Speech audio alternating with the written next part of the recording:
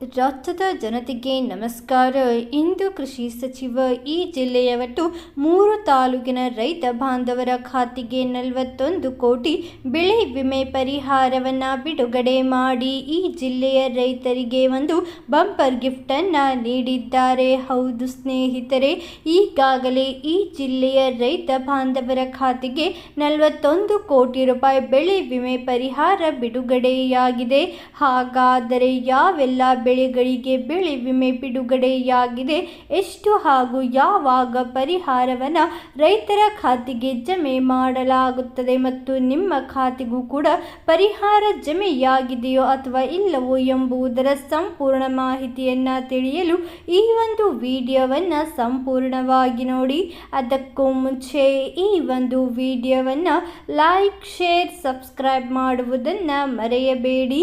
ಹೌದು ಸ್ನೇಹಿತರೆ, ಪ್ರಧಾನ ಮಂತ್ರಿ ಫಸಲ್ ವಿಮಾ ಯೋಜನೆ ಅಡಿಯಲ್ಲಿ ಮುಂಗಾರು ಹಂಗಾಮಿಗೆ ಬೆಳೆ ವಿಮೆ ಮಾಡಿಸಿದ ರೈತರ ಖಾತೆಗೆ ಈಗ ಬೆಳೆ ವಿಮೆಯ ಹಣ ಜಮೆಯಾಗಿದೆ. ಹೌದು, ಉತ್ತರ ಕನ್ನಡ ಜಿಲ್ಲಾ ಮಧ್ಯವರ್ತಿ ಬ್ಯಾಂಕಿಗೆ 2023-24ನೇ ಸಾಲಿನ ಭತ್ತ ಹಾಗೂ ಗೋವಿನ ಜೋಳದ ಬೆಳೆ ಹಾನಿಗೆ ವಿಮೆ ಮಾಡಿಸಿದಂತಹ ರೈತರಿಗೆ ಒಟ್ಟು 41 ಕೋಟಿ ರೂಪಾಯಿ ಬಿಡುಗಡೆಯಾಗಿದೆ. ಹೌದು, ಉತ್ತರ ಕನ್ನಡ ಜಿಲ್ಲೆಯ ರೈತರಿಗೆ ಒಟ್ಟು 41 ಕೋಟಿ ರೂಪಾಯಿ ಪರಿಹಾರ ಬಿಡುಗಡೆಯಾಗಿದೆ. ಹೌದು ಸ್ನೇಹಿತರೆ, ಕಳೆದ ವರ್ಷ ಮಳೆ ಕೊರತೆಯಿಂದಾಗಿ ಭತ್ತ ಹಾಗೂ ಗೋವಿನ ಜೋಳ ಬೆಳೆಗಳು ನಾಶವಾಗಿದ್ದು, ಈ ಬೆಳೆಗಳಿಗೆ ವಿಮೆ ಮಾಡಿಸಿದಂತಹ ರೈತರಿಗೆ ಒಟ್ಟು 41 ಕೋಟಿ ರೂಪಾಯಿ ಪರಿಹಾರ ಬಿಡುಗಡೆಯಾಗಿದೆ.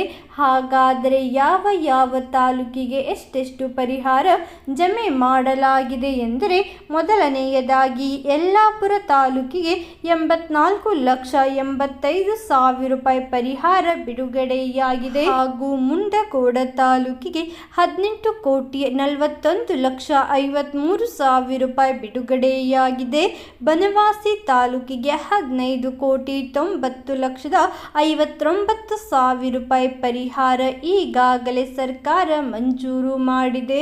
ಹೌದು ಸ್ನೇಹಿತರೆ, ನೀವು ಕೂಡ ರೈತರಾಗಿದ್ದಲ್ಲಿ ನಿಮ್ಮ ಭತ್ತ ಹಾಗೂ ಗೋವಿನ ಜೋಳದ ಬೆಳೆಗೆ ನೀವು ಬೆಳೆ ವಿಮೆ ಮಾಡಿಸಿದ್ದಲ್ಲಿ ನಿಮ್ಮ ಖಾತೆಗೂ ಕೂಡ ಬೆಳೆ ವಿಮೆ ಪರಿಹಾರ ಜಮೆಯಾಗುತ್ತದೆ. ಹೌದು, ಹಾಗಾದರೆ ಈ ಬೆಳೆಗೆ ಎಷ್ಟು ಪರಿಹಾರ ಜಮೆ ಮಾಡಲಾಗುತ್ತದೆ ಎಂದರೆ, ಬೆಳೆ ಹಾನಿಯ ಆಧಾರದ ಮೇಲೆ ಈ ಬೆಳೆಗಳಿಗೆ ಒಟ್ಟು 36,000 ರೂಪಾಯಿಯಿಂದ ಹಿಡಿದು 86,000 ರೂಪಾಯಿವರೆಗೂ ಪ್ರತಿ ಹೆಕ್ಟರ್ಗೆ ಬೆಳೆ ವಿಮೆ ಪರಿಹಾರ ಜಮೆಯಾಗುತ್ತದೆ. ಹೌದು, ನೀವು ಕೂಡ ಬೆಳೆ ವಿಮೆ ಮಾಡಿಸಿದ್ದಲ್ಲಿ ನಿಮ್ಮ ಖಾತೆಗೂ ಪರಿಹಾರ ಜಮೆಯಾಗಿರುತ್ತದೆ.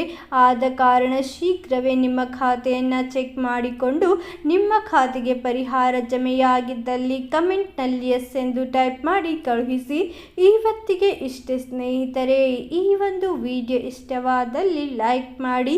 ನೀವು ಇನ್ನೂ ಆದರೂ ಕನ್ನಡ ಸುದ್ದಿ ಚಾನಲನ್ನು ಸಬ್ಸ್ಕ್ರೈಬ್ ಮಾಡಿಲ್ಲವೆಂದರೆ ಈ ಕೂಡಲೇ ಮಾಡಿಕೊಳ್ಳಿ ಹಾಗೂ ಈ ಒಂದು ವಿಡಿಯೋವನ್ನು ನಿಮ್ಮ ಎಲ್ಲ ರೈತ ಸ್ನೇಹಿತರೊಡನೆ ಶೇರ್ ಮಾಡುವುದನ್ನು ಮರೆಯಬೇಡಿ. ವಿಡಿಯೋವನ್ನು ಸಂಪೂರ್ಣವಾಗಿ ನೋಡಿದ್ದಕ್ಕೆ ಧನ್ಯವಾದಗಳು ಸ್ನೇಹಿತರೆ.